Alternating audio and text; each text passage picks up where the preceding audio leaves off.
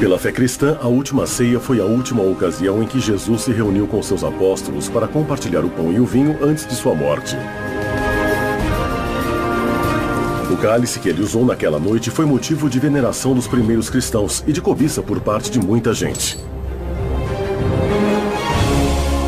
Era preciso preservá-lo. Seriam os Cavaleiros Templários os guardiães secretos do cálice da última ceia? Eles conheceram e visitaram a América antes do descobrimento de Cristóvão Colombo? Teriam sido as minas do México e do Peru a fonte de sua grande riqueza em ouro e prata?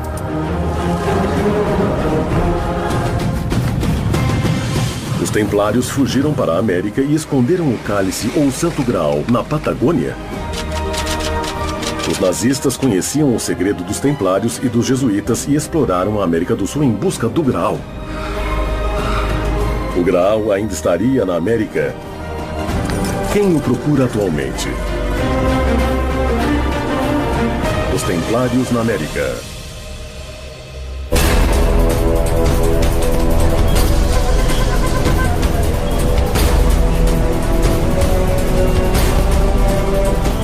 Estaria o Santo Graal, o Cálice de Cristo, na América? São muitos os que buscaram por décadas o tesouro dos Templários, o Santo Graal. Os nazistas buscaram o Santo Graal em lugares variados do mundo, inclusive nas Américas. A campanha de propaganda nazista se alimentou de uma série de objetos vindos da antiguidade, buscando na Idade Média o elemento diferenciador da Alemanha frente aos outros estados europeus.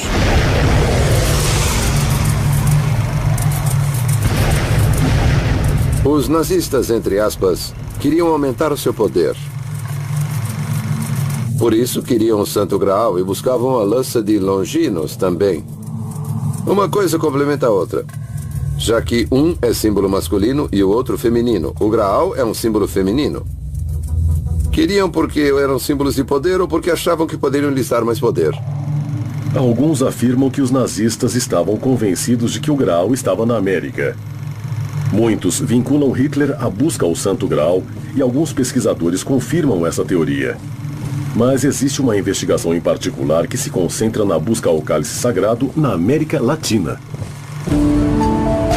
Há um grande interesse em encontrá-lo porque supostamente o Santo Graal tem poderes místicos que, dependendo de como são manipulados, podem trazer o bem ou o mal. Por isso, tanto interesse de muitas seitas de encontrá-lo.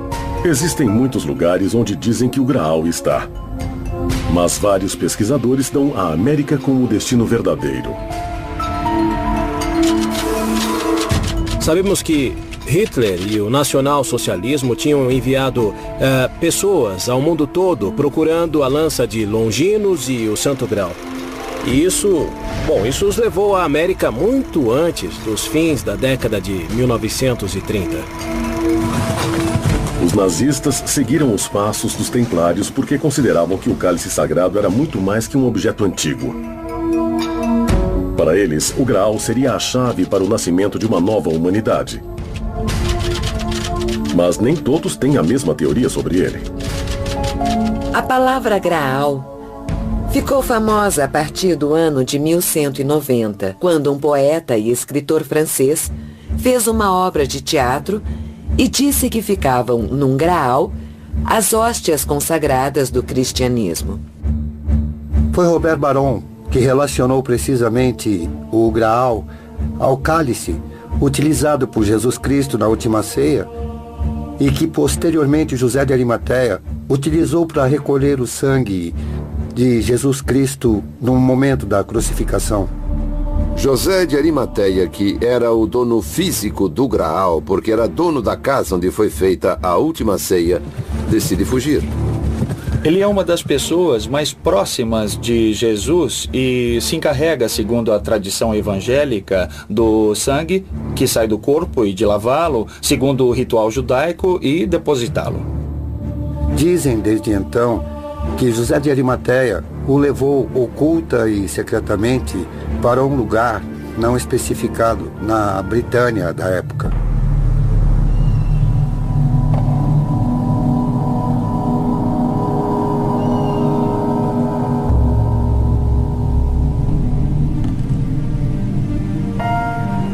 falamos de 4 cálices, porque durante toda a história medieval falava-se de vários Santo Grau. Inclusive, há pouco tempo, o famoso romance de Dan Brown fala de várias investigações que aconteceram, que eram conhecidas no meio. A genialidade de Dan Brown está em fazer tudo de forma didática, compreensível e numa ambientação de romance, para que se entenda tudo isso. Mas durante a história, houve uma série de confusões muito grandes. Durante séculos, a história do cálice, ou Santo Graal, foi transmitida de geração em geração, alimentando o mito e, acima de tudo, o mistério. Muito mais adiante, uns anos depois, um inglês faz uma obra famosa e justamente nela fala sobre o Santo Graal.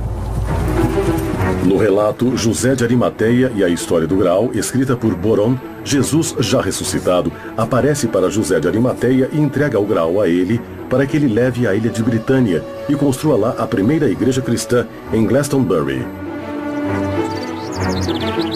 Lá também deveria ser criada uma dinastia de guardiães cavaleiros para manter o Graal a salvo. Seriam os famosos Cavaleiros Templários os sucessores dos primeiros guardiães do Graal? Templários é um nome genérico que se dá aos pobres cavaleiros de Cristo e do Santo Sepulcro de Jerusalém. Foi uma ordem militar internacional fundada em 1120, com o objetivo de proteger os peregrinos que faziam a viagem até a Terra Santa. Mas quando chegam à cidade de Jerusalém, o rei Balduíno I diz que vai dar um lugar a eles no que foram as cavalariças do tempo do rei Salomão. E daí em diante eles adotam o nome de Templários. Templários porque vão viver no Templo de Salomão. Os Templários tinham direito sobre suas conquistas na Terra Santa e podiam construir fortalezas e igrejas próprias, o que deu grande independência e poder a eles. No ano de 1118, surge na Europa uma ordem monástica com o propósito de cuidar dos lugares santos, de cuidar das cisternas e abastecimentos de água para os peregrinos que chegavam aos locais sagrados. A finalidade principal dos Cavaleiros Templários sempre foi e continua sendo a de guardar o Santo Graal. Inicialmente, a ordem é criada com 9 cavaleiros. Até esse momento, os 9 cavaleiros não estavam constituídos legalmente como uma ordem. Mas esses 9 cavaleiros ficaram utilizando a ordem do templo durante 15 anos. E não, eles não protegeram os peregrinos, coisa nenhuma. Dizem que a Ordem do Templo rapidamente obteve sua fama e poder graças a todas as suas riquezas. Em dado momento, o dinheiro, as riquezas que os templários chegam a ter é tão grande que eles criam o primeiro banco que a humanidade vai conhecer. Em consequência, o que vem a partir da segunda metade do século XI é um intenso processo de monetarização da economia e a introdução de metais preciosos na economia europeia. De tal maneira que no território mediterrâneo se inicia um crescimento do comércio e com ele o desenvolvimento do capitalismo mercantil, como vamos conhecer no século XV. Foi uma descoberta assombrosa para a humanidade porque foi a primeira vez em que ninguém teria que transportar valores através de rotas e de passagens, tornando os roubos impossíveis. Com uma ordem de pagamento expedida pelos templários, era como se o dinheiro tivesse passado de um banco para o outro, como fazemos atualmente através das redes de internet. Com isso, os templários, que tinham domínios em toda a Europa Ocidental, mas cuja zona privilegiada de atuação era precisamente a Terra Santa, vão se tornar, digamos, intermediários importantes dessas redes de comércio. Assim, eles ganharam algum privilégio sobre as rotas comerciais e, em consequência, se beneficiaram da chegada de metais preciosos. Em consequência, por um outro lado, esses metais preciosos podiam ser revertidos em seus próprios domínios. A Ordem do Templo conseguiu obter um grande poder econômico e em muito pouco tempo criando ao seu redor uma grande intriga sobre a origem de sua riqueza. O pesquisador Alejandro Vega Osório sustenta a teoria de que a riqueza dos templários vinha de um novo continente e chegava em um porto secreto. O porto de La Rochelle era um poderoso porto militar secreto que a Ordem Templária tinha nas margens do Atlântico, na França. Esse porto concentrava todas as negociações templárias. Todos os caminhos convergiam para esse porto onde não entrava ninguém. Mas era nesse porto que chegava a prata que vinha da América, prata que saía do Paraguai, já processada em forma de lingotes, e era embarcada no porto de Santa Catarina, no Brasil. E a América ainda não tinha sido descoberta. Quando a ordem foi fechada no ano de 1307, muitos templários que fugiram da fogueira pegaram esses barcos. O mito e a lenda também dizem que alguns desses barcos podem ter vindo para a América.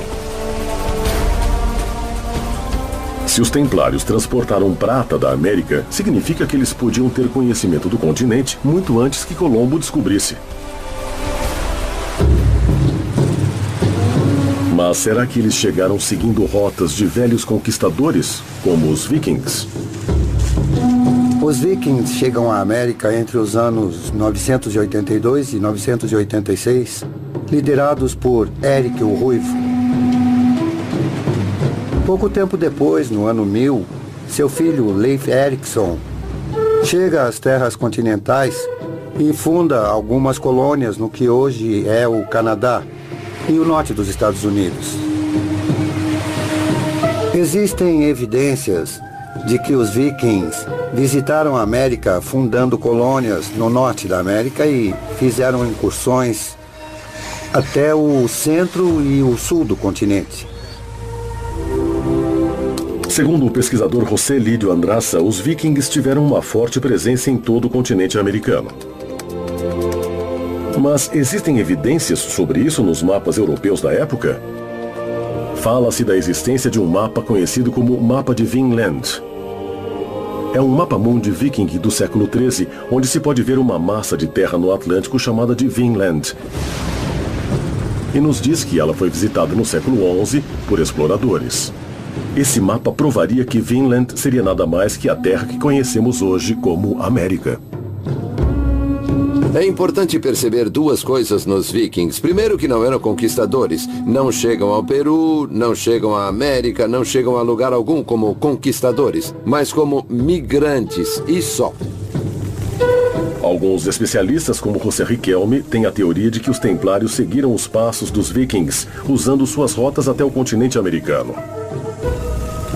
Bom, tiveram comunicação com a América e desenvolveram uma série de travessias comerciais. E nessas viagens, a Ordem do Templo os acompanhou. E não se esqueça que essas viagens à América tinham um propósito principal. Mas nem todos os pesquisadores estão de acordo com a teoria da relação existente entre templários e vikings. Não existe nenhuma relação entre templários e vikings. Basicamente porque os vikings foram um povo nômade do Mar do Norte, que vagou pela Europa continental entre os séculos 9 e 10, e os templários se desenvolveram no século 12. Não puderam se conhecer, então não há nenhuma relação. Quando Colombo partiu para sua aventura, talvez soubesse o destino final de sua viagem. Será que conhecia a possível existência do Graal em um novo mundo que ainda não havia descoberto? Por que nas suas caravelas havia cruzes templárias desenhadas nas velas? Os Templários na América. O Santo Graal conteve o sangue de Cristo. Supostamente, o Santo Graal tem poderes místicos. Quem tivesse a sorte de encontrá-lo, teria consequentemente a vida eterna. O que os nazistas queriam era aumentar seu poder. Os Templários na América.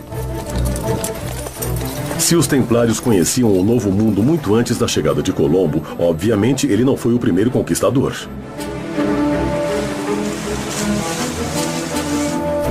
Era por isso que havia cruzes templárias desenhadas nas velas dos barcos de Colombo?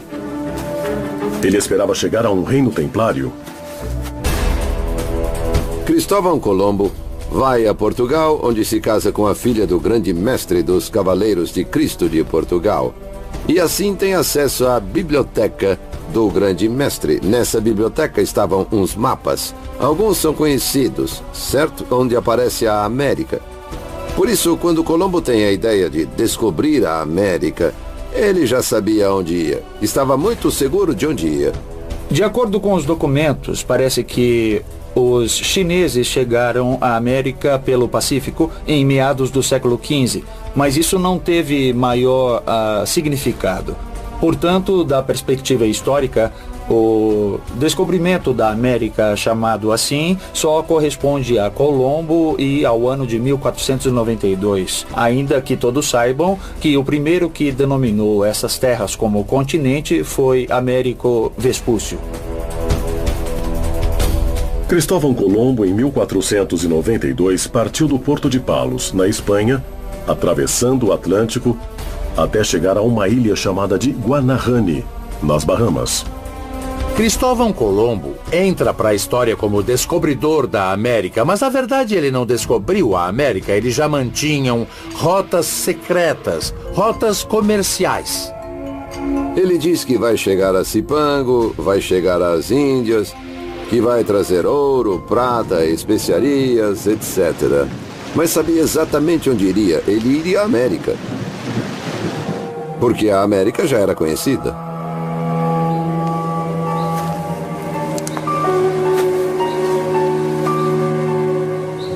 Dizem que Colombo seguia os templários e por isso colocou cruzes templárias nas velas de suas caravelas. Os espanhóis sabiam que as caravelas viriam com esse símbolo que é a cruz, que é o emblema dos templários. Por que Colombo tinha velas templárias brancas com cruzes vermelhas? E por que achava que os templários estariam lá onde ele chegaria? Era um sinal de reconhecimento. Para dizer que eram amigos. Por um lado, ele pretendia estabelecer uma relação entre os templários e a América, mostrando nas bandeiras que acompanhavam todas as embarcações de Colombo a imagem da cruz do templo. É uma cruz que se identifica perfeitamente e diferencia a ordem de outras, como a de Santiago, como a de Caravaca ou a dos Hospitalários. Mas isso não significa que houvesse templários nas embarcações de Colombo. Se as cruzes funcionavam como um sinal de reconhecimento aos habitantes originais, isso quer dizer que outras culturas podem ter chegado muito antes e imposto seus símbolos. Se isso aconteceu, deveria haver evidências de sua presença antes do descobrimento da América.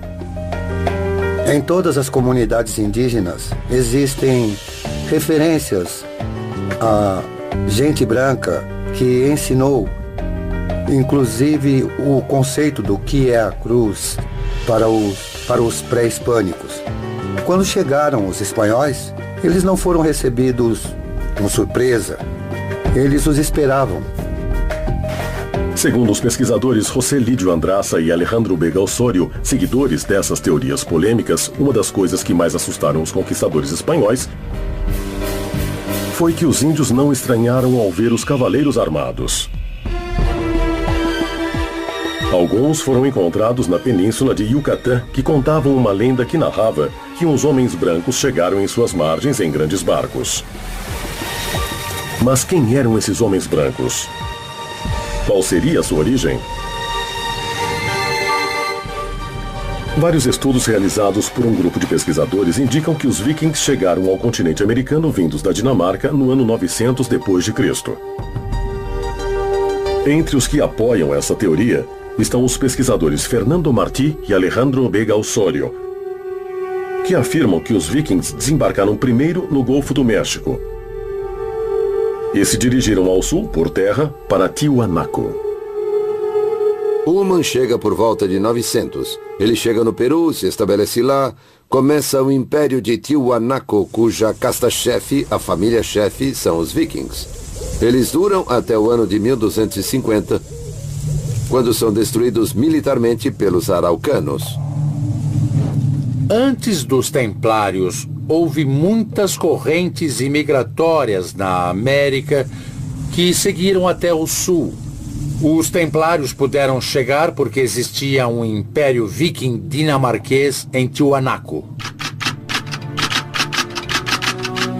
O difusor da teoria sobre a presença templária na América foi o oficial nazista e SS francês Jacques-Marie de Maillet. De seus livros se tira grande parte das hipóteses que hoje seus seguidores tentam provar. Jacques de Maillet era meu pai. Ele chegou à Argentina em 1946. Era antropólogo, biólogo, honoris causa em medicina no Canadá e estudou durante muitos anos, mais de 30 anos, a influência que os homens brancos tiveram nas civilizações europeias até chegar ao homem branco na América, digamos. A teoria de Jacques de Maillet se concentra na presença viking e templária no Paraguai, revelando em seus estudos antropológicos a origem de uma forte cultura mestiça entre os nativos e os homens brancos europeus. Ele vai ao Paraguai porque, além de ter contato com membros do governo paraguaio, ele tinha dados da presença de vikings no Paraguai. Nessa área, gente do exército tinha encontrado um lugar que podia ser parte de um túnel ou de uma tumba que fica na entrada de uma montanha. Existia um cemitério viking nessa área.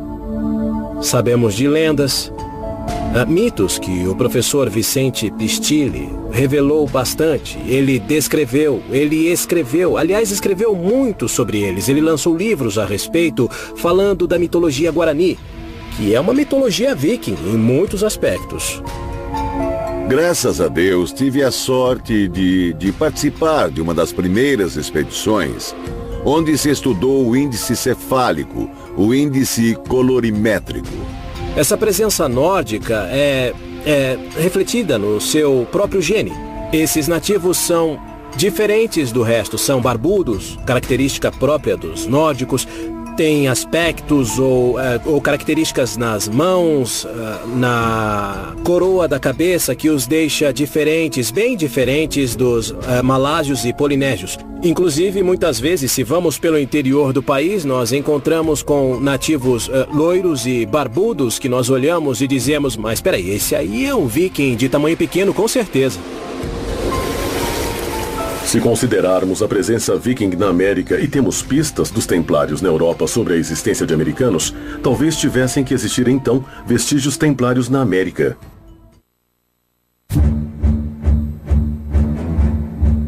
Segundo o pesquisador José Lídio Andraça, existem várias evidências vikings e templárias em toda a América Latina. Uma das provas mais importantes é a que se encontra em Tilapa, município de Guerrero, no México, conhecido como o Pé de Cavaleiro. Na região da montanha de Guerrero, onde estamos, em Tilapa, encontramos evidências de que os vikings, para sinalizar as rotas que eles percorriam pelo continente americano, imprimiam pegadas humanas sobre as rochas. Se essas provas forem verdadeiras, nos revelam uma forte presença templária e viking na América. O importante nessas pegadas é que estão viradas todas invariavelmente para o norte. Jacques de Maillet nos diz no seu livro que Colombo chegou depois, se referindo a elas como sinais de que os templários passaram por essas terras pelo continente americano. Essas descobertas de ruínas e vestígios nos revelam que existiu uma forte presença viking e templária no México. Isso indicaria que a ordem tinha muito interesse nesse novo continente. Mas o que eles buscavam? O objetivo final era a criação de uma nova ordem mundial? Podem ter transportado o Santo Graal da Britânia para o México para esse fim ou buscavam outra coisa nessas terras? Os Templários na América. Por que Colombo tinha velas templárias? E por que achava que os templários estariam lá onde ele chegaria? Dizem que Colombo seguia os templários. E por isso colocou cruzes templárias nas velas de suas caravelas. Antes dos templários, houve muitas correntes imigratórias na América. Os templários, para sinalizar as rotas que eles percorriam pelo continente americano, imprimiam pegadas humanas sobre rochas. Os templários na América. O Graal estaria nessas terras da América? Ou as incursões por essas terras estariam relacionadas a outro interesse da Ordem? Não existe nenhuma referência em datas que nos indique que o Graal foi transportado ao México pelos templários. Portanto, se o Graal está na América e ele está na América, nós temos que buscá-lo e talvez mais próximo do que nós pensamos. Existem algumas versões que se referem ao traslado do Graal ao continente americano. Fala-se na Argentina. Foram encontrados elementos que indicariam o claro poder econômico que tinham os templários e que revelariam um importante segredo relacionado a um mineral retirado desse continente: a prata. Muitos pesquisadores asseguram que os templários buscavam na América esse mineral muito valioso para a Europa.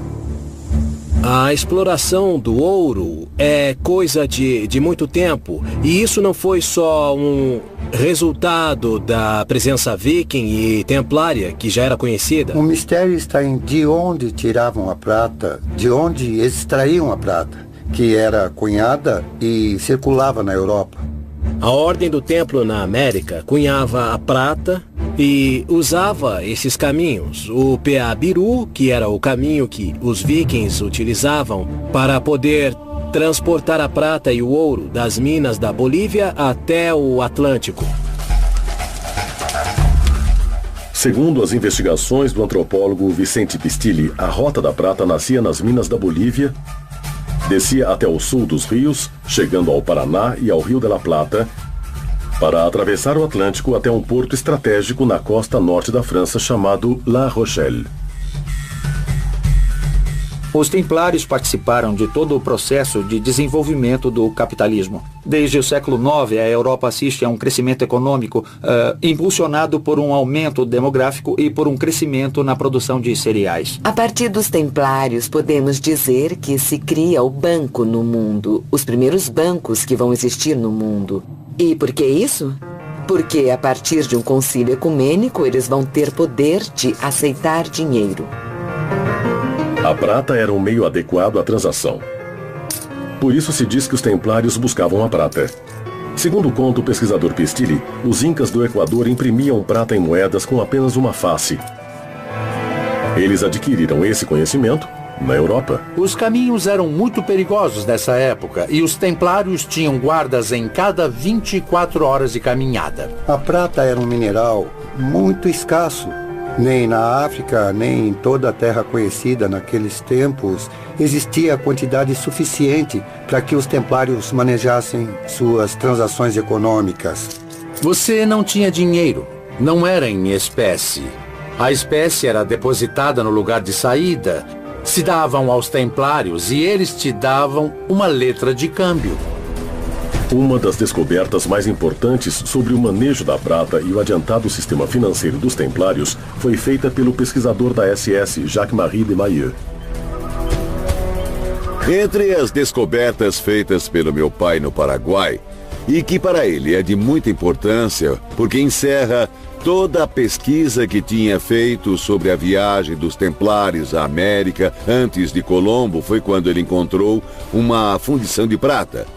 Não sabia o que era aquela canaleta até que um engenheiro informou que é onde ela fica quando ela é fervida, quando a prata está quente, aí ela produz uma espuma e tudo mais. E a prata era fundida e transformada em lingotes para poder ser transportadas nos barcos como lastro. Entre as descobertas dele há um molde de terracota de barro cozido, que é exatamente do mesmo tamanho dos lingotes que depois, em algum momento, se descobriu que eram os lingotes da prata que os templários levavam para a Europa.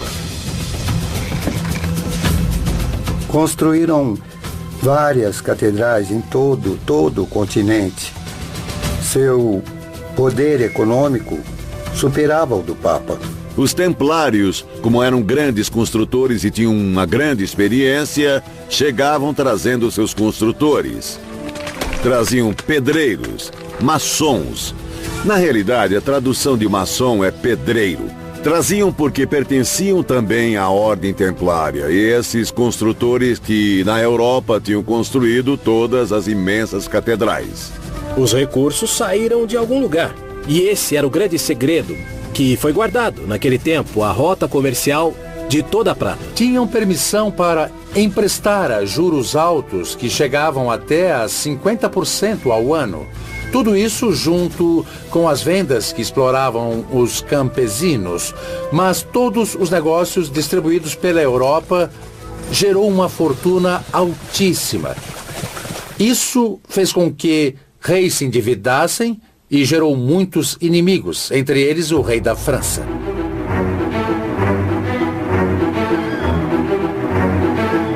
Ao alcançar um grande poder, eles conseguem fazer com que várias ordens religiosas que existiam comecem a vê-los com maus olhos.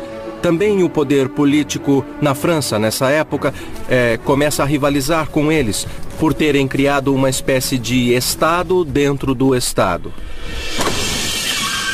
Tudo isso vai acabar gerando uma espécie de ataque da igreja de um lado e do outro lado do rei da França, para que definitivamente se encerrasse essa ordem. Os templários tinham conhecido a América e possivelmente exploraram suas riquezas. Seu poder e influência começaram a diminuir. Com a negação de Jacques de Molay, o destino da ordem foi selado.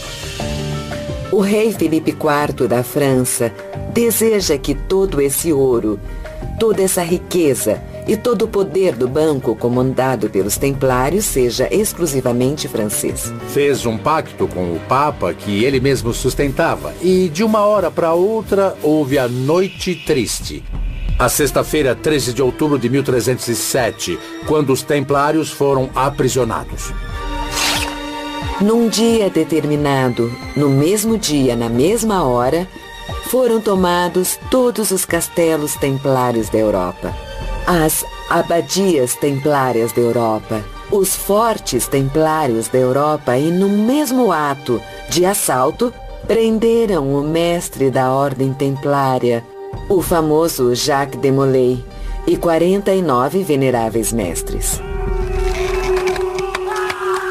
Levam-nos presos, fazem um julgamento de inquisição e acusam os templários de atos demoníacos e de obter seu dinheiro de modo sujo. Por isso, mais tarde, não vão à forca, mas a uma fogueira pública para morrerem. E dizem que o rei da França ficou com todo o dinheiro da ordem. O Papa Clemente morreria 3 meses depois, e o rei Filipe 10 meses depois de executado Jacques de Molay.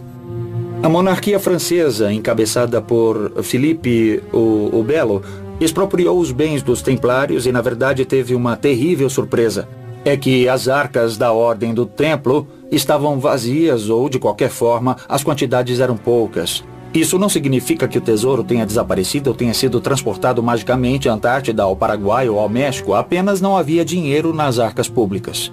A Ordem do Templo foi saindo da Europa por causa da perseguição e veio se refugiar nas regiões da América, tanto na América do Norte como na América do Sul e também na América Central. Um dos responsáveis pela teoria sobre a presença do Graal na América é o pesquisador Alejandro Vega Osorio. O serviço de inteligência templário era muito bom. Sabia com antecedência que aquilo iria ocorrer. Antes que os guardas do rei da França fizessem prisioneiros os principais hierarcas templários, eles já tinham fugido com tudo que estava guardado, tudo que era chamado de tesouro templário. A Ordem dos Cavaleiros do Templo desapareceu da face da Terra tão rápido quanto apareceu. Mas há dúvidas com respeito à sua extinção. Alguns acreditam que eles tinham preparado sua fuga para fora do continente europeu. Segundo a teoria do pesquisador Alejandro Veiga Osório, os cavaleiros do templo tinham fugido para o Novo Mundo e, ao fazê-lo, transportaram o Santo Graal. Os Templários na América. A presença templária no México tinha o único objetivo de extrair a prata e o mercúrio. A partir de um concílio ecumênico, eles vão ter poder de aceitar dinheiro. Tinham permissão para emprestar a juros altos. Gerou uma fortuna altíssima. O rei Felipe IV da França deseja que todo esse ouro, toda essa riqueza e todo o poder do banco comandado pelos Templários seja exclusivamente francês. Fez um pacto com o Papa que ele mesmo sustentava e os Templários foram aprisionados. Os Templários na América. Os cavaleiros templários se refugiaram no Novo Mundo quando caíram em desgraça na Europa, ocultando aqui seus tesouros, entre eles o Santo Graal,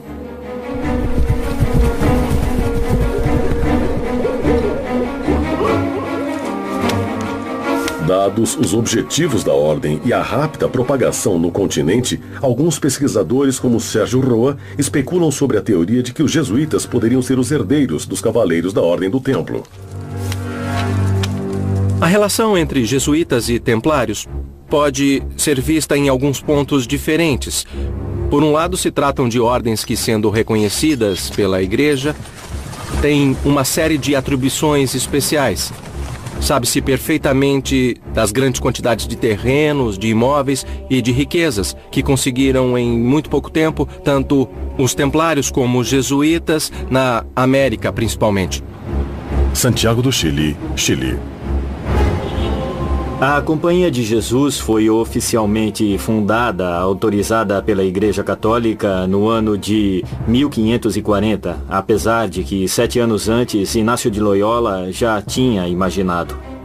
Nós sabemos que as companhias dos jesuítas seguiram o mesmo esquema da Ordem do Templo e vieram posicionar suas companhias exatamente aqui na América do Sul. Sabemos das pesquisas, das explorações, das escavações que faziam. Acreditamos que a Companhia de Jesus foi a sucessora legal da conhecida Ordem do Templo, a ordem que foi gerada no Templo de Salomão.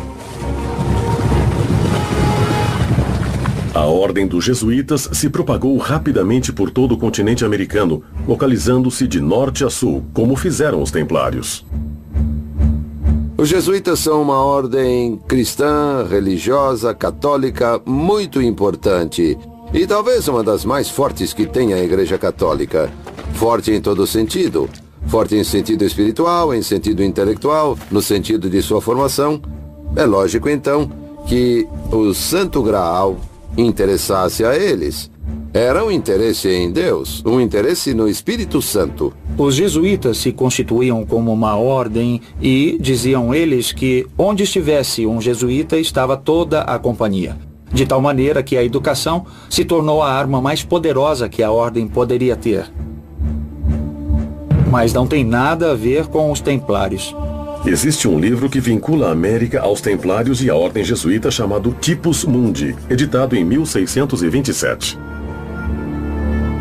O Typus Mundi é um texto que consiste em uma série de desenhos feitos pelos jesuítas. Uma das coisas mais curiosas em relação a esse livro é que na primeira lâmina encontramos o fundador da Ordem dos Jesuítas de pé num mapa correspondente à região da América do Sul.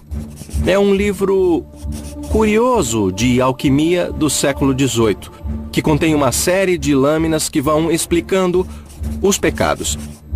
Vários alquimistas, como Cancelli, que foi discípulo de Fulcanelli, analisam o livro de uma perspectiva alquímica. Por que os Templários e depois os Jesuítas adquiriram esse poder? Seria o conhecimento sobre a localização do Graal que os tornava intocáveis? Os jesuítas também se interessavam pelo Graal?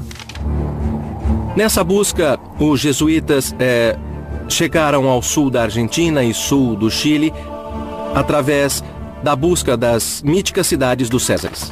Os templários tinham conhecimentos metalúrgicos muito avançados para a sua época e, segundo dizem alguns pesquisadores, os jesuítas os herdaram. Uma suposta prova desse poderio metalúrgico dos jesuítas é a manipulação de um suposto meteorito, o VEAS 01, encontrado no Chile. Segundo Rodolfo Novakovich, pesquisador desse tema, os jesuítas trabalharam o meteorito utilizando técnicas metalúrgicas templárias. Nós fizemos no ano de 2007, em outubro de 2007, uma apresentação à Sociedade dos Meteoritos para validá-lo como meteorito ou descartando que ele fosse um meteorito. Até agora não pudemos ter essa certificação. Do ponto de vista químico, não tem as características necessárias para ser uma rocha proveniente do espaço. É praticamente um pedaço de ferro puro, ou seja, tem uma concentração de níquel muito baixa. Não é compatível com as rochas terrestres nem extraterrestres. E ainda há o magnetismo. A rocha é fortemente magnetizada, o que contradiz a teoria dos aços. O meteorito VEAS 01 foi encontrado em um terreno que até 1767 foi parte da fazenda La Olleria, propriedade dos jesuítas da colônia. Os jesuítas alemães foram os que trouxeram as técnicas alemãs de metalurgia. Existem 2 orifícios dentro do VEAS 01 que não tem uma explicação lógica. Dá uma impressão de que se utilizou algum elemento, algo de alta temperatura para extrair partes. Mas, bem, pode ser que tenha sido utilizado como base para extrair o metal e usá-lo em outros utensílios. Parece que na época só os jesuítas tinham capacidade suficiente para extrair material desse meteorito, para manipulá-lo e fabricar o que chamam de cálice de caleira. Sabe-se que naquela época se construíram 2 grandes cálices muito interessantes e que um deles levou cerca de 19 anos na sua elaboração. Mas por que tiveram tanto trabalho? Qual seria a importância desse cálice? Eles fabricavam um cálice e sobre ele gravavam as coisas que queriam manter entre um sacerdote e outro. Mas depois de ser trabalhado durante 19 anos com o material extraído do meteorito VEAS 01, dizem que o cálice foi protagonista de uma história estranha e desapareceu. Nunca mais se soube dele.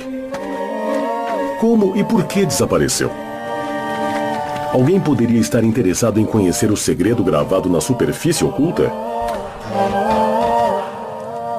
Que dado importante poderia estar escrito no cálice?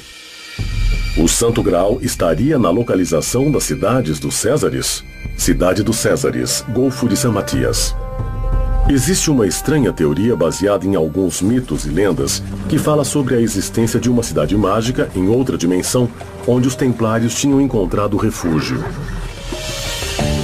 As cidades dos Césares realmente são cidades templárias e estão todas localizadas entre as latitudes 41 Sul e 43 Sul. Segundo alguns autores, não havia uma só cidade dos Césares, mas várias cidades dos Césares com distintas denominações, mas sempre sobre a Cordilheira dos Andes, tanto na Argentina quanto no Chile. Segundo Fernando Martí, existem cavernas, túneis e caminhos subterrâneos que se conectariam às cidades míticas dos Césares. Nos mandaram ver uns poços onde se escutava o ruído do mar. Mas o curioso era que estávamos no meio da Patagônia. E realmente há poços. E esses poços respiram. Respiram no verdadeiro sentido da palavra. Inspiram e expiram. E tem uma sinuosidade nessa inspiração e expiração. O único fenômeno natural que tem esses ritmos são as marés. E nesse túnel está a cidade. Está essa cidadela onde o Graal se encontra. Dizem que o Graal se encontraria em uma cidade oculta. Mas são muitas as histórias que mencionam esse tipo de lugares mágicos e secretos. Um desses lugares fica na província de Córdoba, no centro da Argentina. uma região conhecida pelo nome de Cerro Uritorco. Um lugar cheio de mistérios onde os templários parecem ter deixado alguns vestígios. Mas isso é possível ou só se tratam de ideias baseadas em antigas lendas? Os Templários na América. Os jesuítas são uma ordem cristã, religiosa, católica muito importante. É lógico, então, que o Santo Graal interessasse a eles. Com a capacidade tecnológica que tinham, eles construíam um cálice e sobre ele gravavam as coisas que queriam manter entre um sacerdote e outro. Por circunstâncias misteriosas, ele desapareceu. Os Templários na América. Segundo uma interpretação do mito do Cavaleiro Parsifal, ele teria escondido o bastão no Cerro Uritorco, em Córdoba, Argentina. E segundo Fernando Martí, tempos depois, em meados do século XX, Orfélio Ulisses o encontrou. O que ninguém sabe é se o Santo Graal estava junto. O que chamam de bastão de comando, se convencionou chamar assim, foi descoberto por um senhor que aparentemente era de etnia indígena e se chamava Orfélio Ulisses Herrera. Esse homem tinha estado no Tibete, numa espécie de retiro que havia lá, e lá no Tibete lhe disseram que ele encontraria um bastão de comando. Ele veio, atravessou a cordilheira, chegou em Córdoba, pediu informação, chegou ao Cerro Uritorco e seguiu até o lugar que lhe foi indicado. Lá começou a jogar pedras com as mãos e de repente tocou numa coisa. Puxou essa coisa e era o bastão de comando.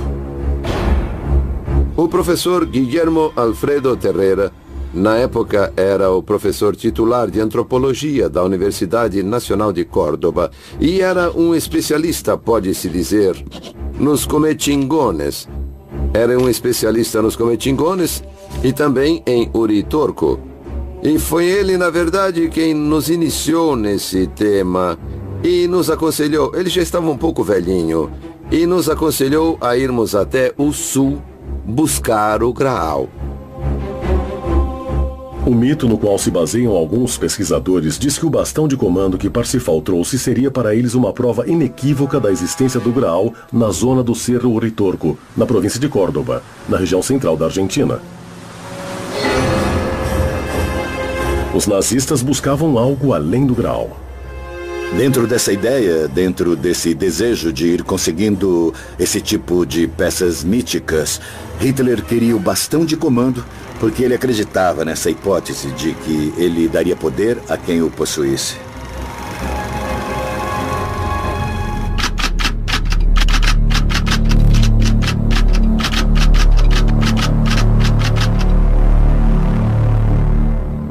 Existe a especulação em alguns círculos de que os nazistas conheciam o segredo dos templários e dos jesuítas e exploraram a América em busca do Santo Graal. O Império Alemão estava formado por diferentes reinados e principados que constituíam o Sacro Império Romano-Germânico, de tal maneira que a constituição do Estado moderno alemão teve que se fazer buscando elementos e sinais de identidade comuns a todos esses principados. Por isso Hitler lança uma campanha para buscar tesouros medievais. Muito se escreveu, muito se falou, já houve muita, muita ficção e muitos filmes que brincam com a ideia de que os nazistas buscavam objetos que poderiam ser uma fonte de força, de poder. Eu diria que isso está mais no terreno das especulações. Hitler tinha uma conhecida fixação pelo ocultismo desde muito antes de ele chegar ao poder na Alemanha. Isso deu a ele um tipo de obsessão em todo o período em que ele esteve no poder. E esses grupos, essas sociedades secretas, compartilharam de parte desse poder.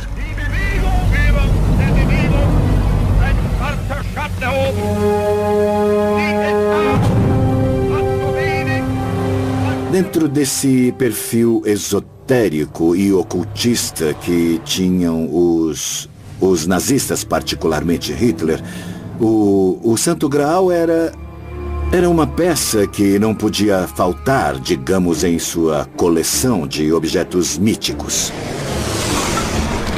O nacional-socialismo, com essa ideia de criar uma raça superior, tinha de um lado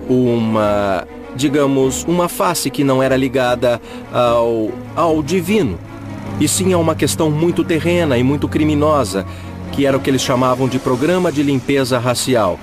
E um programa de... também era chamado de programa de eutanásia nazista. Criminosa, que era o que eles chamavam de programa de limpeza racial. E um programa de... também era chamado de programa de eutanásia nazista, que era destinado a melhorar, entre aspas, a raça ariana. Na primeira metade do século XIX, com o ressurgimento das sociedades secretas em todo o mundo ocidental, os templários seriam uma boa base para alimentar o mito e as formas estruturais dessas sociedades secretas. As teorias de muitos pesquisadores, como Jorge Camarasa e Fernando Martí, dizem que durante e depois da Segunda Guerra, os nazistas chegaram às costas da América do Sul não só para se refugiarem, mas buscando os tesouros da ordem.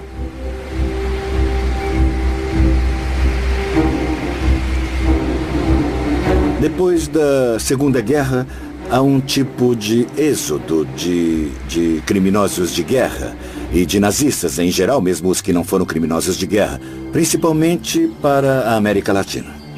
Sabemos que Hitler e o nacionalsocialismo tinham enviado pessoas ao mundo todo procurando a lança de Longinos, com a qual Cristo havia sido perfurado, também a Arca da Aliança, e tinham buscado o Santo Graal. Agora, isso os levou a esses pontos da América muito antes, lá no fim da década de 1930. O senhor Heinrich Himmler, que era o chefe da SS, sabia que o Graal estava na Patagônia. O que nos consta é que procuraram, como também procurou o chefe desse partido, que era o senhor Adolf Hitler, procurou na Patagônia. Nos anos 45, 46, 47, ouviram-se muitíssimas versões de que ele teria vindo para cá. Alguns nazistas sabiam dessa hipótese dos templários na América. Há um caso paradigmático, que é o de um antropólogo, Jacques de Maillet. Ele veio a Buenos Aires e foi ele que trabalhou muito sobre a hipótese dos vikings, principalmente na América do Sul, e também os templários. Eles acreditam na ideia de um destino, e esse destino é oferecido a quem for melhor, aos mais aptos. Essa ideia do darwinismo social é uma interpretação bastante torta, digamos, da teoria da evolução. Eles realmente buscavam encontrar essa relação entre supostas raças brancas ou haveria algo mais? Alguns pesquisadores que apoiam a teoria do Graal na América dizem que os nazistas só queriam achar esse tesouro templário nessas terras.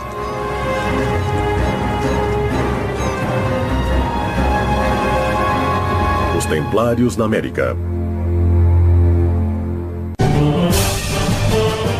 Dentro desse perfil esotérico e ocultista que tinham os nazistas e Hitler em particular, o Santo Graal era uma peça que não podia faltar em sua coleção de objetos míticos. O senhor Heinrich Himmler, que era o chefe da SS, sabia que o Graal estava na Patagônia.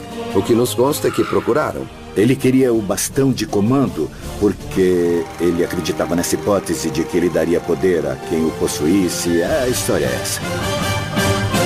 Os Templários na América. A história do Cavaleiro Parsifal está ligada ao Graal e ao bastão de comando desde as origens dessa suposta lenda. Quem era o Cavaleiro Parsifal? Onde se origina sua história? Wolfgang von Eschenbach, o trovador alemão, escreveu uma obra onde descreve toda a vida de Parsifal. Von Eschenbach é muito conhecido porque ele foi o autor do libreto de Richard Wagner para a ópera Parsifal. Percival Galês, ou Parsifal, é um cavaleiro terreno. Isso quer dizer que não tem um ar sacro particular, mas representa todos aqueles homens que, com seu trabalho, sua piedade e, sobretudo, por levarem uma vida de acordo com os valores eclesiásticos, lhe é concedido a graça de contemplar o Graal. É um fenômeno quase místico de contemplação do divino. Segundo a lenda, Parsifal era um cavaleiro templário encarregado de deixar o Santo Graal junto a um bastão de comando sagrado, conhecido também como Pedra da Sabedoria. Mas nós nos interessamos porque, em uma circunstância, ele se fez merecedor de ser o guardião do Graal.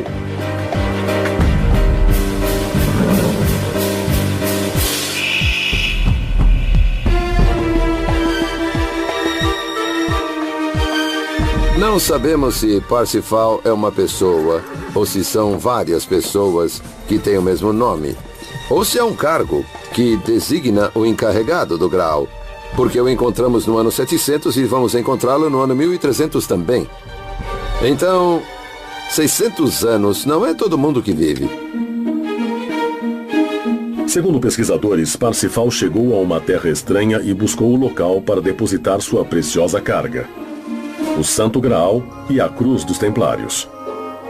Sua missão consistia em deixar esses elementos junto a uma pedra chamada de Bastão de Comando, nas cercanias do Cerro Sagrado de Uritorco, na província de Córdoba, na região central da Argentina.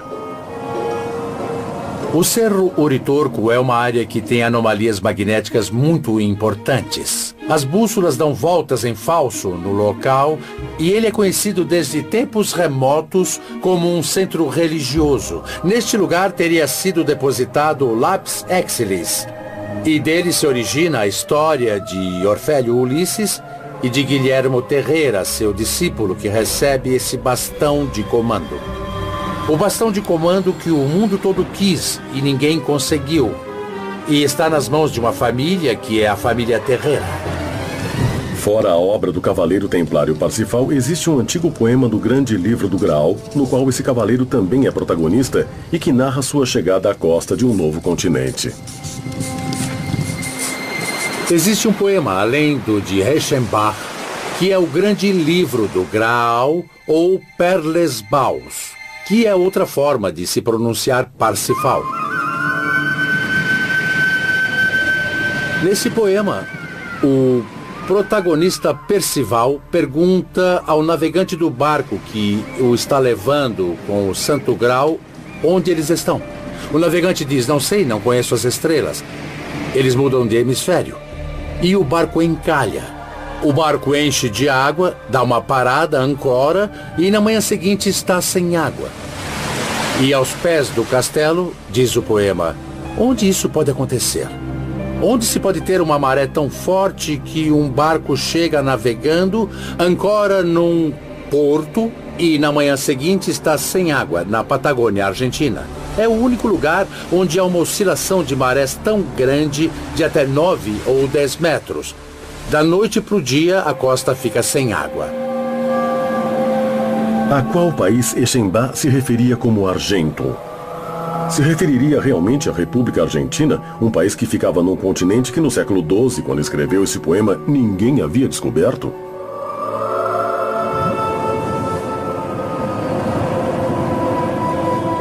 Parte do tesouro templário está na Patagônia, precisamente nas cercanias de Telsen e sob o planalto de Somuncurá. O Graal e o bastão de comando escondidos, segundo os escritos por Parsifal, foram intensamente procurados pelos nazistas. Entre as hipóteses que os nazistas tinham nesse afã de coletar várias coisas, eles chegaram a pensar na possibilidade dos templários terem trazido o Santo Graal à América do Sul. É indiscutível a presença nazista na América, no Paraguai e em tudo o que seria o Brasil, a Argentina, a Bolívia, o Uruguai. E não estamos falando só apenas dos nazistas do Terceiro Reich. Estamos falando de 1943, 1945. O senhor Heinrich Himmler, que era o chefe da SS, sabia que o Graal estava na Patagônia. Por isso havia tanto interesse da Alemanha nazista na região. Por isso chegaram submarinos nazistas na Baía Sem Fundo. Nesse lugar, há muito mais do que se pensa. Nem todos os nazistas se estabeleceram e exploraram o centro da Argentina. Também se dirigiram mais para o sul do país, para a Patagônia, atrás de rastros do Graal. Depois da Segunda Guerra, aconteceu um tipo de êxodo de criminosos de guerra e de nazistas em geral, mesmo os que não foram criminosos de guerra, principalmente para a América Latina. Sabe-se que muitos submarinos nazistas chegaram à costa da Patagônia e também se fala de sua chegada à Antártida durante e depois da Segunda Guerra Mundial. Era só uma via de escape ou tinham uma missão secreta relacionada à busca do Graal? A chegada dos submarinos nazistas à costa argentina durante e depois da guerra tinha a ver principalmente com o desembarque de algumas pessoas e de alguns bens. Essas tripulações decidem vir para a América do Sul, especialmente para a Argentina, onde sabiam que seriam bem recebidos, porque isso já tinha acontecido com os tripulantes do Drapspenha em 1939, ou seja, chegavam a um lugar amigo, chegavam a um porto seguro. O caso da Patagônia é parecido com o caso de Córdoba, digamos, que oferecia lugares pouco habitados, afastados. Aqueles que vinham da Europa alpina, eu vou chamar assim, encontravam na Patagônia, quando chegavam, um espaço, um local similar à geografia de onde eles vinham. Depois da rendição alemã na Segunda Guerra Mundial, em 10 de julho de 1945, o submarino U-530 se entregou em Mar del Plata. E em 17 de agosto... Eram aqui na região. E uma tumba muito importante que tem uma característica muito especial. Tem um S em símbolo de serpente, está entrelaçada. Principalmente isso é símbolo de um trabalho alquímico. Para esses pesquisadores, esses restos arqueológicos confirmariam certamente a presença templária na Patagônia Argentina. Eles teriam deixado escondido aqui o Santo Graal? Podemos averiguar que é fidedignamente esse símbolo. Porque sabe onde vemos esse símbolo? Nas igrejas templárias do sul da França. Esse símbolo se chama crismon. É um símbolo de Cristo, mas que os templários utilizavam. Os povos galeses buscaram sua terra prometida nesse canto do mundo? Teriam feito isso por acaso onde os templários se estabeleceram séculos antes? Talvez eles também seguissem o caminho do Graal. Os estudiosos asseguram que os colonos galeses se perguntavam: como os templários fizeram para atravessar de maneira tão rápida a Patagônia? A resposta a essa pergunta, segundo Alejandro Vega Osório, estaria debaixo do solo. Debaixo do Planalto Patagônico, a mais de 200 quilômetros da costa do Atlântico, aparecem buracos na rocha de onde sai ar e entra ar. Há uma curva de 36 horas, onde se sente inspirar com muita força e expirar o ar. O ar expirado tem 5 graus de temperatura, uma umidade relativa de 85%, igual à água do Atlântico. Segundo o pesquisador, existiria o que ele denomina de buracos que respiram, estranhos túneis conectados a uma suposta corrente de ar subterrânea. Essa troca de expiração e inspiração corresponde à subida e descida das marés do Atlântico e do Pacífico. Esses túneis não são conhecidos, mas nos ambientes esotéricos sabia-se que eles existiam. Já desde tempos antigos, existia o que se chamava Baía Sem Fundo. Mas o que esses respiradouros indicariam? Os respiradouros, o que existe normalmente são alguns pequenos laguinhos onde se acumula água. A água brota como vulcõezinhos de areia, nós geólogos conhecemos como pequenos vulcões de areia. Existem pequenas borbulhas que saem e que vêm arrastadas pela água.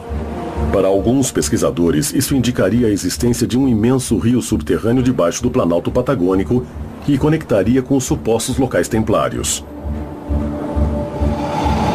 Mas, para os especialistas, isso parece ser impossível, dadas as condições geológicas da região. O Planalto de Somuncurá é um grande planalto de origem vulcânica de idade terciária, ou seja, que tem aproximadamente uns 10 milhões de anos. E esse platô vulcânico se localiza na zona norte de Chubut e sul do Rio Negro e abarca milhares de quilômetros quadrados. Há um canal subterrâneo que une o Atlântico ao Pacífico, bem justamente entre as latitudes 41 e 43, que vai do Atlântico até o Pacífico e vice-versa, não? As águas subterrâneas não se unem de um oceano ao outro. As águas subterrâneas às vezes terminam internamente em bacias endorreicas e algumas drenam até o mar. Vemos como desaguadouros nas margens da costa, mas não vão de um mar ao outro. Há alguns pesquisadores que dizem que os misteriosos poços ao longo do Planalto de Somuncurá são a chave para encontrar o lugar onde descansa o tesouro templário. Esses poços respiram. Respiram no verdadeiro sentido da palavra, inspiram e expiram. E essa expiração e inspiração formam uma sinuosidade. O único fenômeno natural que tem esse ritmo são as marés. Checamos a temperatura e a umidade no Serviço de Hidrografia Naval de Buenos Aires e nos disseram isso está em contato com o mar.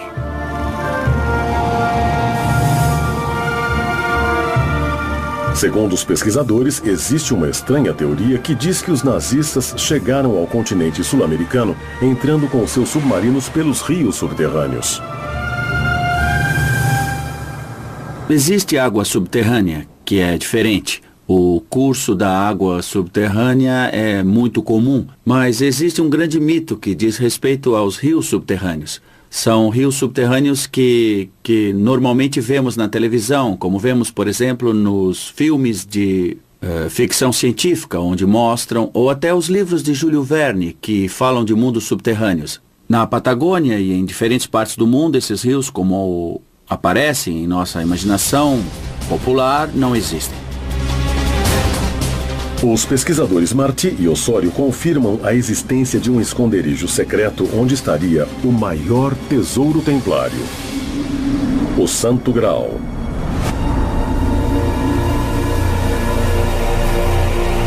Os Templários na América. Esse forte é um planalto, onde se diz que foi o primeiro enclave templário que houve na região. O Planalto é um grande planalto de origem vulcânica. Os nazistas buscavam o Santo Graal na Patagônia, por isso chegavam submarinos nazistas na Bahia sem fundo. Nesse lugar há muito mais do que se pensa. Os Templários na América. Até onde a pista do rio subterrâneo nos leva na Patagônia? Quais são as pistas para se chegar ao Santo Graal? Esse lugar realmente existe? Na província argentina de Chubut, há um pequeno local chamado Telsen. Essa é a região da última morada do Santo Graal? Telsen é um vale que fica em Chubut, que significa o lugar dos ancestrais. E quem fundou esse lugar se chamava John Morley, muito parecido com Jacques de Molay, que foi o mestre templário. A cidade de Telsen é conhecida pelos glifos, formas e desenhos formados por uma cadeia de grandes pedras. Uma das provas mais fortes da presença dos templários na área são os glifos de Telsen, onde estão desenhados em pedra, vistos do ar com grande magnitude, glifos de 200 metros de largura com cavaleiros, espadas. Foram cobertos com tamariscos, com árvores, para que o local não pudesse ser escavado. Alguns membros da comunidade científica e especialistas em geologia põem em dúvida as teorias que falam na existência de cavernas ocultas e dos supostos glifos com figuras desenhadas na Terra. A localização de Telsen é na parte sul do Planalto Somuncurá. Nessa região há pedras de diferentes origens e de diferentes idades. Há pedras de idades jurássicas, muito antigas, até pedras terciárias, de uns 8 ou 9 milhões de anos. Há pedras tanto de origem vulcânica quanto de origem sedimentar. Os cientistas continuam sem ter provas desses desenhos chamados de glifos na Patagônia.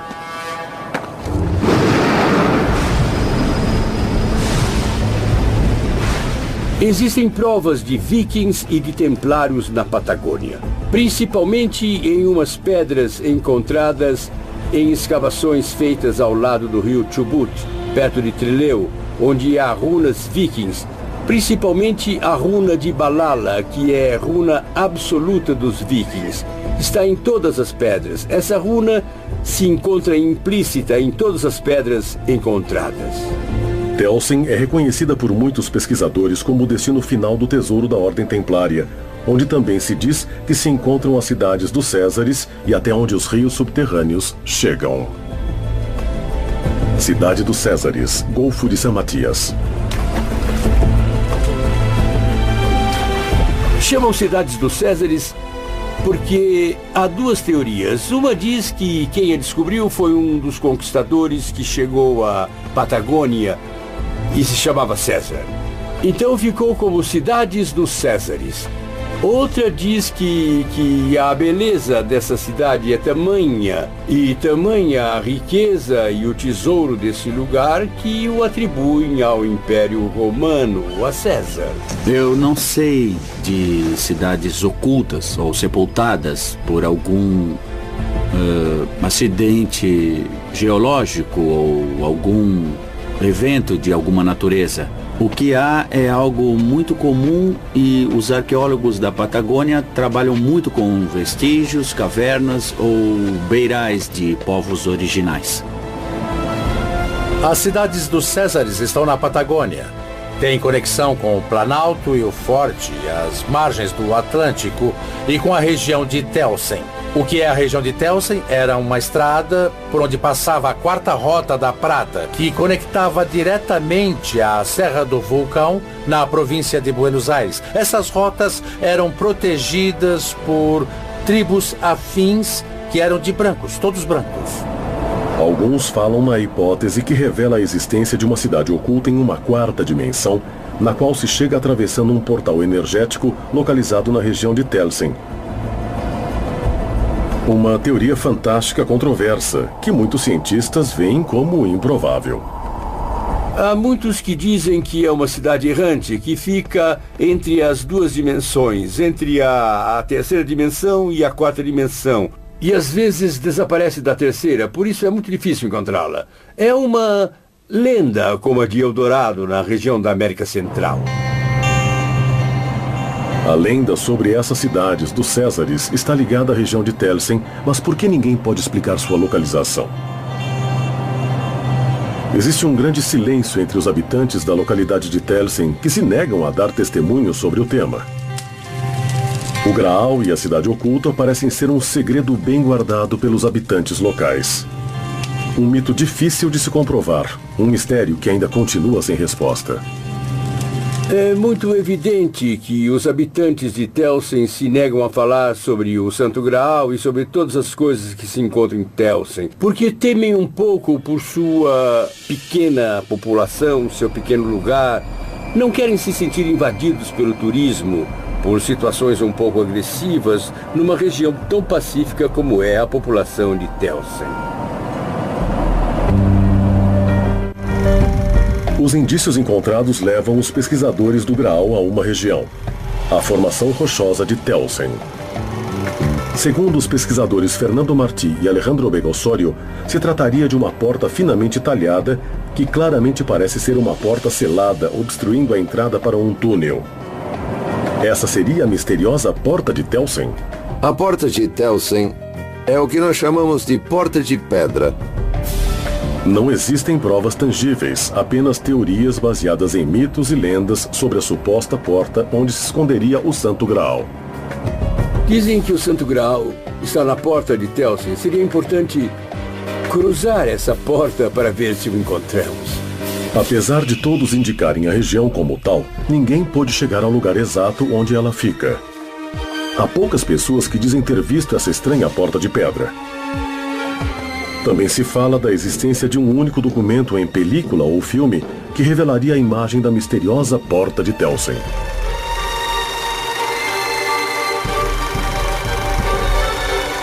A porta em si é uma caverna que foi selada. Dentro dessa porta, se supõe, e isso é especulação, que haja material templário.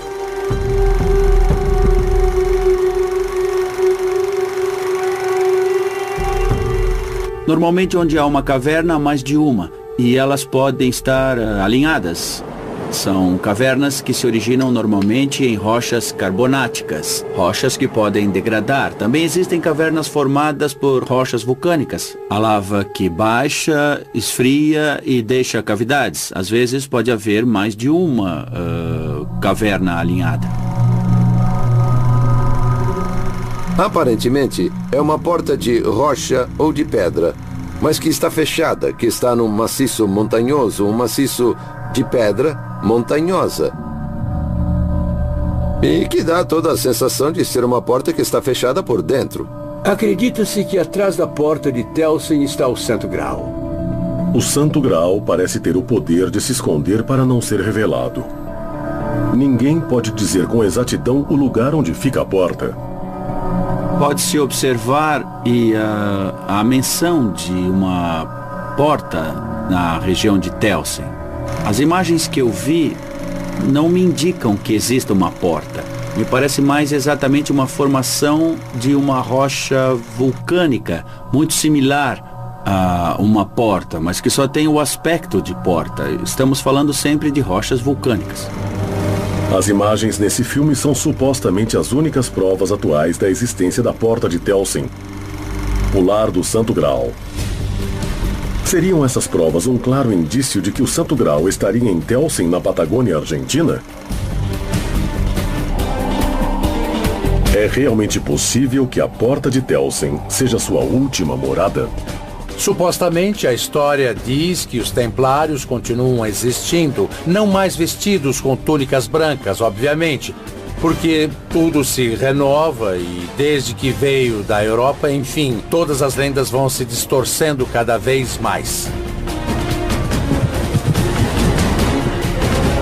Uma cidadela, um enclave, que está devidamente protegido por 1000 metros de basalto vulcânico.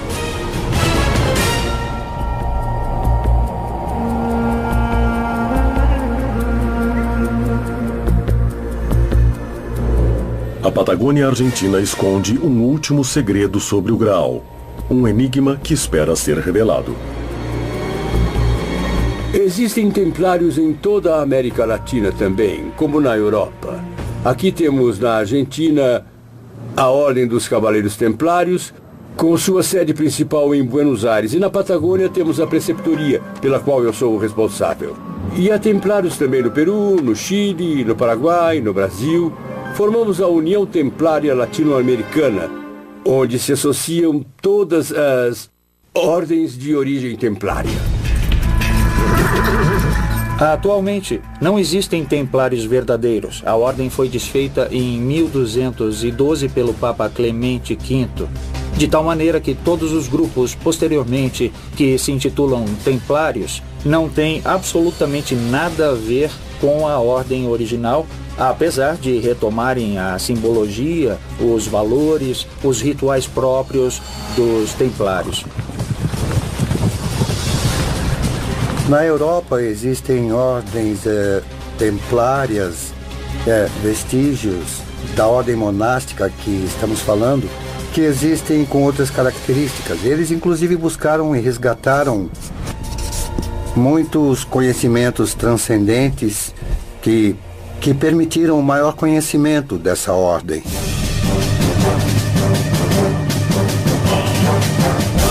O Graal sabe se cuidar. Tata Dios é muito inteligente e soube se colocar onde não poderiam encontrá-lo, não poderiam destruí-lo, porque pode ter gente má que queira destruí-lo.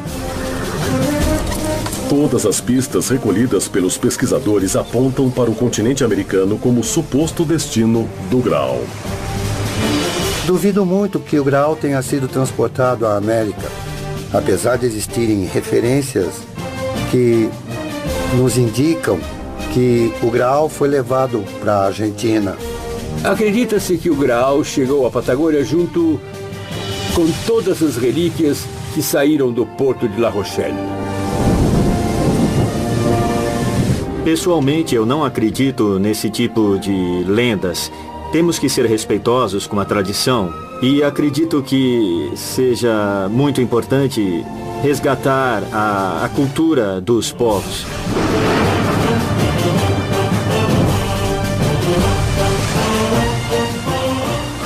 Parte do tesouro templário está na Patagônia, precisamente nas cercanias de Telsen e abaixo do Planalto de Somuncurá.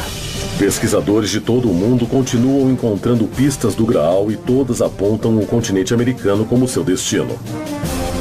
Mas realmente estamos diante de um mito ou de uma realidade que quer se esconder?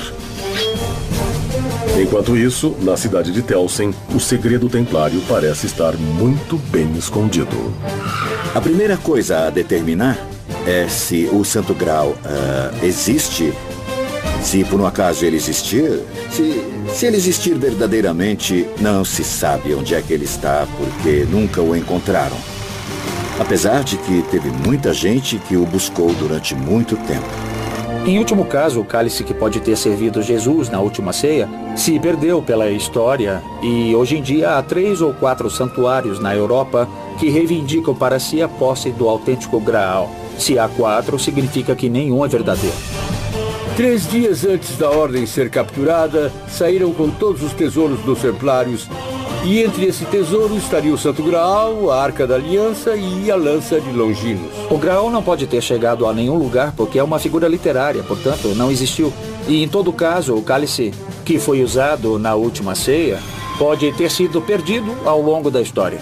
Nos perguntamos se José de Arimateia poderia ter levado o Santo Graal para a Escócia. E da Escócia, levaria para onde? Eu afirmo que o Santo Graal está atualmente debaixo do Planalto de Somuncurá. Não posso dar mais detalhes, mas sei que ele está em posse atualmente dos Templários.